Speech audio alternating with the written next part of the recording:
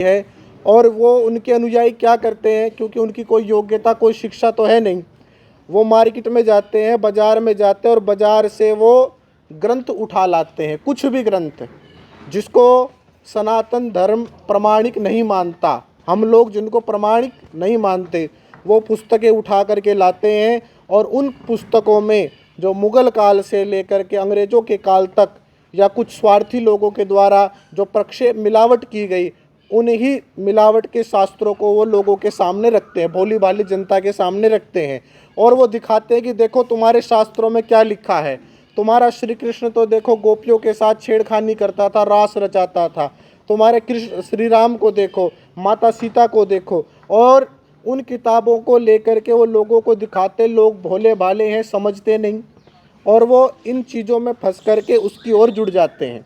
तो हम आज आप सबके माध्यम से ये बताना चाहते हैं कि आर्य समाज ने जो ये आज शुद्ध शास्त्रों का प्रमाण देने की बात करते हैं, इन शुद्ध शास्त्रों को आर्य समाज ने आज से कई वर्ष पहले ही इन शास्त्रों को समाज में उपलब्ध कराने का प्रयास किया है।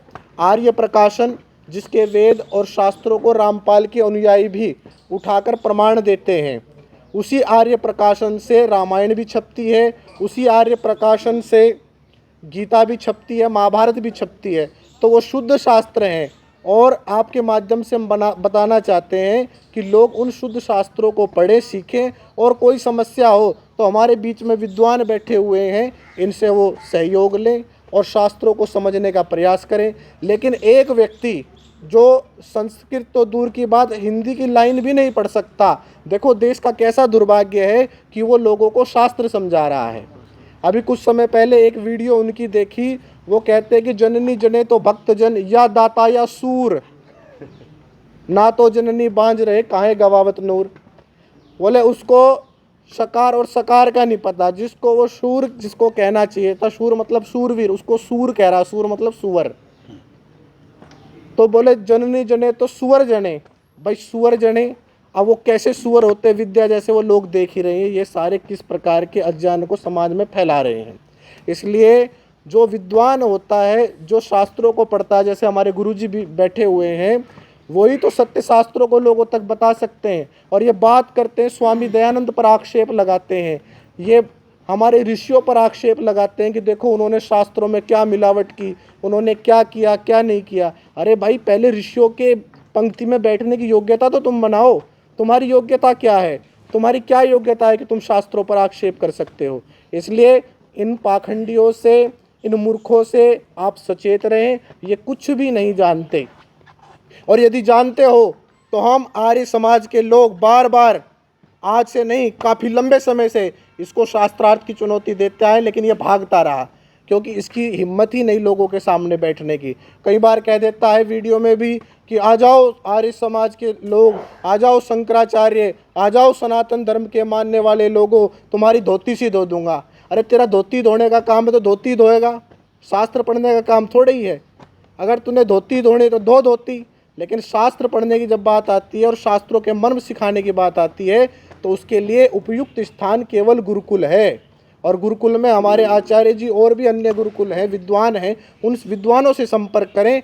इस मूर्ख व्यक्ति या इनके अनुयायी जो रात दिन हमारे देवताओं के विषय में, रामकृष्ण के विषय में और स्वामी दयानंद की छवि को धूमिल करने के लिए कुछ पुस्तकों के प्रमाण ये देते हैं कि देखो स्वामी दयानंद ने ये कहा ये कहा। अरे हम तो तैयार बैठे हुए हैं, आओ तर्क की कसौटी पर बैठ कर के तुम शास्त्रार्थ करो। ये बात नियोग की करते हैं, कई बार जो है 24-48 वर्ष के विवाह की करते हैं, दाई के लिए दूध की व्यवस्था करें, इसका विधान क्या, उस पर ये चर्चा करते। तो आओ बैठो ना हमारे सामने, हम तुम्हें बार बार शास्त्रार्थ का आमंत्रण दे रहे हैं। तो आज इसी विषय में हम सब यहाँ इकट्ठे हुए हैं और जल्द ही धर्मेंद्र हुड्डा जो भाई है, वो कार्यक्रम का उन्होंने हमारे पास भी निमंत्रण भेजा है। हम सब आर्य समाज के लोग आप सबके माध्यम से ये बता देना चाहते हैं कि हम पूरी संख्या बल के साथ, विद्वानों के साथ और सही शास्त्रों के साथ और सही अच्छे जो हमारे ग्रंथ हैं उन सब के साथ वहाँ पहुँचेंगे। लोगों को भी वो शास्त्र उपलब्ध हों, वो पुस्तकें उपलब्ध हों, ऐसी व्यवस्था भी हम करेंगे जो शुद्ध शास्त्र हैं वो लोगों को उपलब्ध हों, मिलें और जल्दी हम वहाँ पहुँच करके दूध का दूध, पानी का पानी, जो भी व्यवस्था होगी उसके लिए हम प्रयास करेंगे। आचार्य जी, आपने जिक्र किया धर्मेंद्र हुड्डा का, और अभी सोशल मीडिया पर वायरल हो रहा है कि धर्मेंद्र हुड्डा जो है जी, वो अपराधी किस्म का व्यक्ति है। जी, देखो सुनो मेरी बात, वो अपराधी है या क्या है हम नहीं जानते। हमने सदैव जो विचार उसने समाज में रखे हैं, उसने विचार में क्या रखा, उसने नशा मुक्ति के लिए प्रयास किया, उसने लिविंग रिलेशनशिप के लिए प्रयास किया, उसने अश्लीलता और फुड़ नाच गाने के विषय में और पाखंडवाद के खिलाफ उसने आवाज़ उठाई है। तो हम उसके विचारों के समर्थक हैं और हम किसी व्यक्ति विशेष के समर्थक ना थे, ना है, ना होंगे। हम केवल और केवल विचारों के समर्थक हैं। क्या समाज में अगर कोई झूठा पाखंड फैलाएगा तो आर्य समाज उसका विरोध करने के लिए आगे आएगा? बिल्कुल आएगा, पहले भी आया है, अब भी आ रहा है और आगे भी आएगा। आचार्य जी, इस तरह के कई संत हैं जो पाखंड ढोंग रचाते हैं, और आपने देखा भी है कभी भगदड़ भी होती है उनके कार्यक्रम में, और सैकड़ों की तादाद में लोग मारे जाते हैं जी। आपने सिर्फ रामपाल का ही क्यों टारगेट किया है? भाई इस समय सब पाखंडियों का जो दादा है हरियाणा में जो बना बैठा हुआ है वो रामपाल है, समझ गए। रामपाल ने जो माहौल फैला रखा है समाज में वो पाखंडियों का शिखामणि है। इसलिए अगर उस व्यक्ति को दंड मिलेगा तो उससे ये पाखंडी भी सीखेंगे जो और पाखंड फैला रहे हैं कि अब तुम्हारी, जब ऐसे व्यक्ति को समाज जो है नकार देता है तो तुमको भी नकारेगा। आचार्य जी, पिछले दिन देखा था दिग्विजय सिंह चौटाला जो जजपा पार्टी के हैं जी, वो भी उनसे आशीर्वाद लेने पहुंचे थे। हाँ जी, विशेष रूप से जी।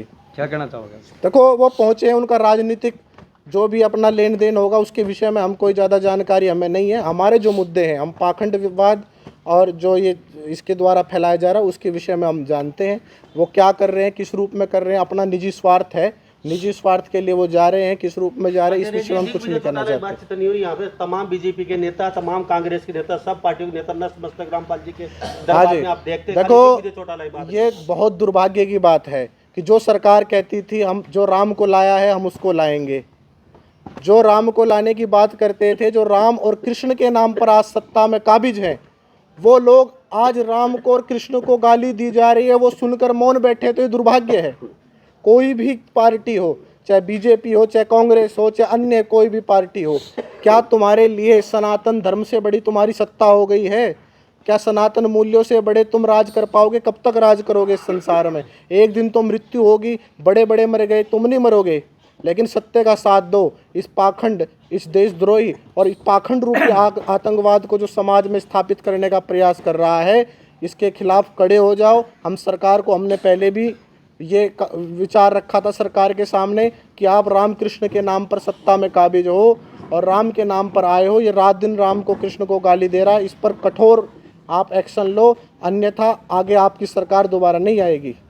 अगर जी शासक के लिए जगह कौन सी आपने तय की है? ये अभी जल्दी ही स्थान भी निश्चित कर लिया जाएगा, लेकिन ये जो व्यवस्था तैयार की गई है ये हिसार में जल्दी कार्यक्रम इसका होगा। स्थान आदि हांसी में 25 तारीख का जो कार्यक्रम रखा आपने उसका विस्तार से हमारे दर्शकों को बता दीजिए। उसके अंदर सनातन धर्म को मानने वाले सभी मत पंथ संप्रदाय वहाँ इकट्ठे होंगे। जो राम को, कृष्ण को मानता है, जो राम और कृष्ण को मानते हैं वो सनातन धर्म के सबसे निकट हैं। हांसी में ये कार्यक्रम हाँ, हांसी में। तो जो सनातन धर्म को मानने वाले, राम और कृष्ण को मानने वाले लोग हैं वो सनातन धर्म के अत्यधिक निकट हैं। वो जल्दी धर्म को स्वीकार करते, जानते। लेकिन जो इन गुरुओं के चक्कर में फंसे हुए हैं, इस गुरुडम में फंसे हुए हैं, उनको लाना बड़ा मुश्किल होता है। उसके लिए हम प्रयास करेंगे, आगे भी प्रयास कर रहे हैं और आगे भी करते रहेंगे। पूज्य आचार्य जी बताएंगे। आपने 12 तारीख को भी रामपाल को खुली चुनौती दी थी प्रेस वार्ता के लिए जी, खुली बहस के लिए, और आज 18 को भी दी थी जी। दोनों समय पर वो नहीं पहुंचे। हाँ जी। तो क्या इस प्रेस कॉन्फ्रेंस के माध्यम से उनसे कुछ कहना चाहेंगे? उनसे हम ये कहना चाहेंगे कि जल्दी 25 तारीख में जो हमारा पूरा सनातन धर्म को मानने वाले लोग जहाँ इकट्ठे होंगे वो वहाँ अपने शास्त्रों को, जो भी किताबें उन्होंने लिखी हुई हैं या बनाई हुई हैं, जिसको सूक्ष्म वेद और फलाना वेद, ढिमका वेद बोलते हैं, वो सारी पुस्तकें जो ले रहे हैं, जिसको ज्ञान गंगा अज्ञान गंगा क्या है वो, उसको लेकर के वहाँ पहुँचे। आर्य समाज के विद्वान अपने शास्त्रों को लेकर वहाँ तैयार मिलेंगे उनकी बकिया उधेड़ने के लिए।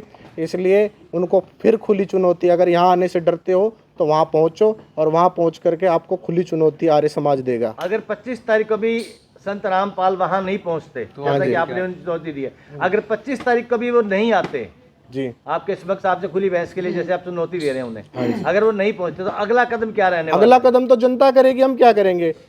अगला कदम तो जनता उठाएगी। जब निमंत्रण पर भी और चुनौती पर भी वो व्यक्ति नहीं पहुंचता है तो इसका साक्षात यही मतलब होगा कि वो हार चुका है, वो आगे आने से डरता है। किसान भी उनके समर्थन में आए हैं। कोई किसान उनके समर्थन में नहीं है। किसान अपनी भूमि के समर्थन में है, वो हल चलाएगा।